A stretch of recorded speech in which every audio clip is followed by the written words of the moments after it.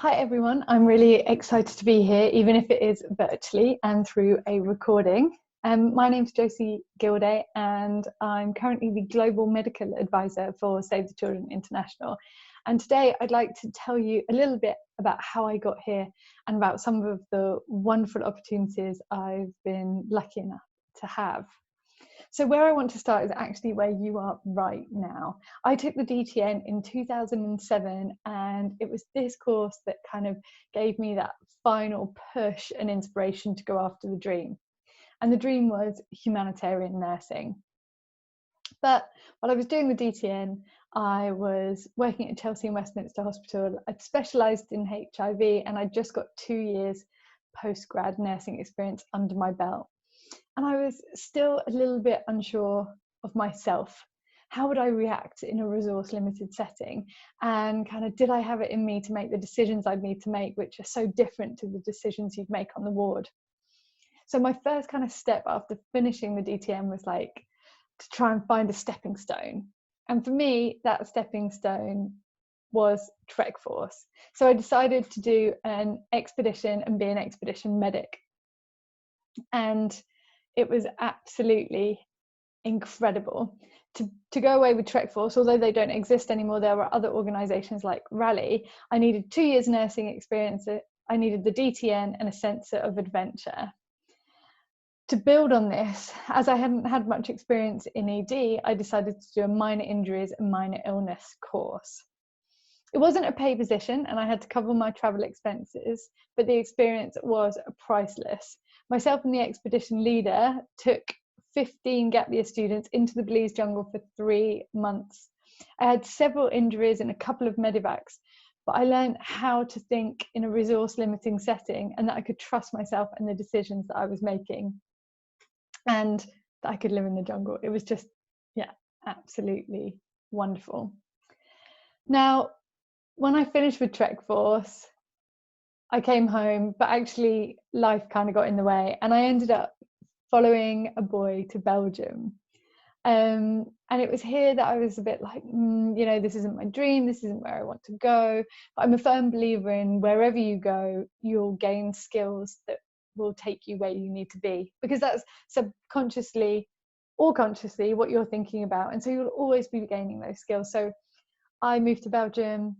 I didn't speak any French. I learned French. I got a job as a blood donation nurse because I realised that this way, if I misunderstood anybody's French, I wasn't likely to accidentally kill anyone. And I enjoyed living there. I absolutely loved it. I enjoyed the beer and the mussels and just exploring Belgium and Europe as a continent. And after that, I was like, right, that's it. I'm ready. I'm going to apply for MSF. And I did. And I was lucky enough to get in. And I found myself in 2010 in Haiti, setting up and managing a 100-bed paediatric ward, and I loved it. As a nurse, you did almost everything. I was in charge of the 2 paediatric wards, the pharmacy, the nutritional kitchen, the morgue, the water and sanitation and the infection prevention and control, and I worked all hours. And the lows were low, but the highs were really high. And there was nothing quite like it. It's like a constant rush of adrenaline. And you really see that your drop in the ocean and the effect it's having.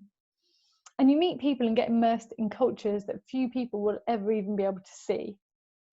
And yeah, incredible. Haiti was my first mission. And like most first missions, it lasted 9 months. And I got a break of a week or 2 weeks every 3 months. For your first year with MSF, everybody is paid the same. So now I think it's just over £800 a month after tax, and all your living and travel expenses are covered, and you get a per diem, so like pocket money that you can spend locally on drinks or materials or souvenirs or just going out. After Haiti, that was it. I absolutely had the bug.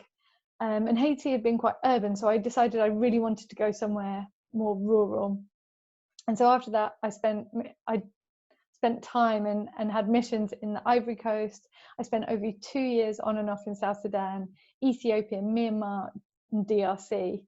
And I held various different positions. I was a medical team leader. I developed a training program for nurses in South Sudan in the MSF UK office, and then implemented it in South Sudan.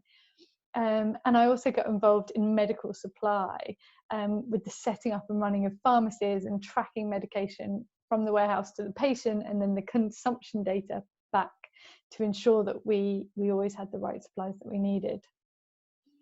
So after spending about 4 years in the field, after a 5-year period, I decided I wanted to be able to have a wider impact.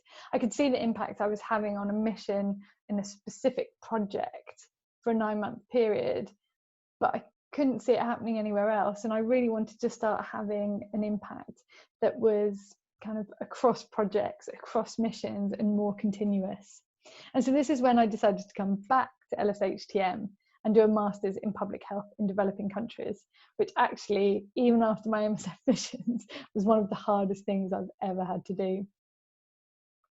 So I did that, and then coming out of that, I went back to MSF and actually got a job with the MSF sapling nursery to design IV fluid holders for land cruisers in Glasgow with a product design company, which was so much fun. Lots of whiteboards, lots of drawings, lots of thinking, and then we actually came up with the solution that you can see in these pictures, and it was just a completely different experience and a lot of fun.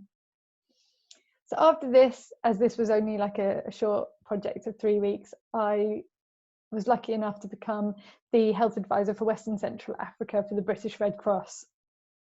And here I really learnt the difference between humanitarian work and developmental work, with humanitarian stuff really being a sprint. You're constantly on it, and making those changes and seeing the effect of those changes. But developmental work is much slower and takes a lot more time. You know, if humanitarian work is a sprint, then developmental is definitely a marathon, and you make smaller changes, but they can have a much bigger impact. It just takes a lot longer to make them.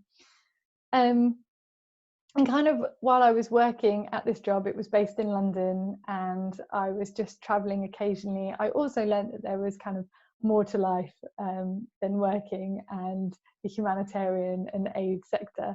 And so I also started working for World Extreme Medicine. I started lecturing for them on expedition medicine courses, and that saw me go to Slovenia, Costa Rica, and the Lake District. I'm a firm believer in the fact that there are always beautiful places to go on your doorstep. It's just we often don't see them. I'm also involved in running the humanitarian day of their World Extreme Medicine Conference that they hold every year up in Edinburgh.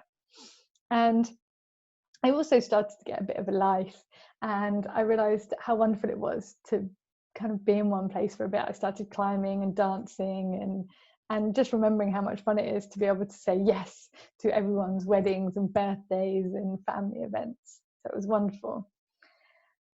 However, of course, I couldn't quite cut the cord with humanitarian work, and I ended up going back to MSF and working for the sapling nursery again and conducting research looking at how to ensure safe nursing staffing levels in humanitarian settings.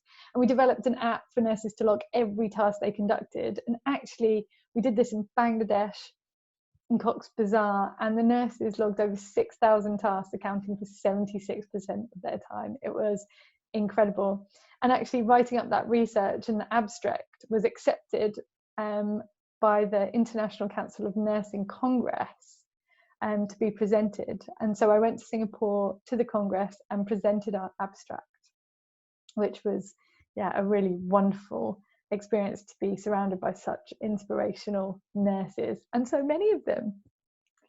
So after this I decided, right, no, I definitely would like to stay in one place. However, unfortunately, World Extreme Medicine contacted me and asked me if I would like to go and live in Fiji for 6 months.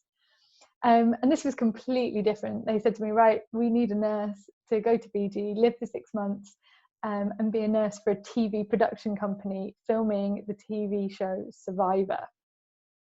And so I thought, okay, maybe I won't stay at home.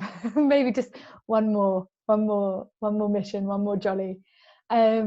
And so, yeah, I went and lived in Fiji, and it was incredible learning about what goes into a TV show and the amount of work, the amount of people, and just to be part of it. You can see that my hammock there between the trees and my medical bag. I've got an AED there.